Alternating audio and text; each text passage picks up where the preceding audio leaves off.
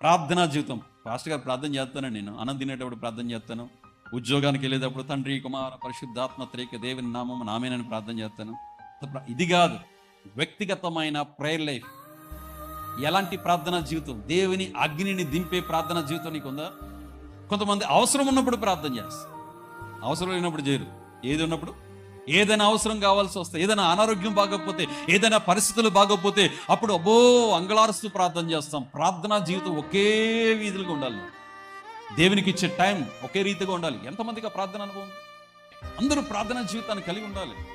ప్రార్థనా కార్యాలు దేవుని సన్నిధిలో మనం పొందుకోవాలి. అంటే ప్రార్థన దేన్నైనా మారుస్తుంది. ఒకవేళ ఏదైనా సాతాను శక్తులు ఏదైనా వస్తే మీ దగ్గరే ఉంది, ప్రేయర్ ఉందా? నేను హల్లెలూయా. ఎవడైనా సాతాను వస్తే ప్రార్థన చేయండి, వాడు ముందు దేవుని సన్నిధిలో ప్రార్థన చేయండి, వెంటనే మీ స్వరంతో ప్రార్థన చేయండి. అంతేగాని సంస్కృతం వదలొద్దు.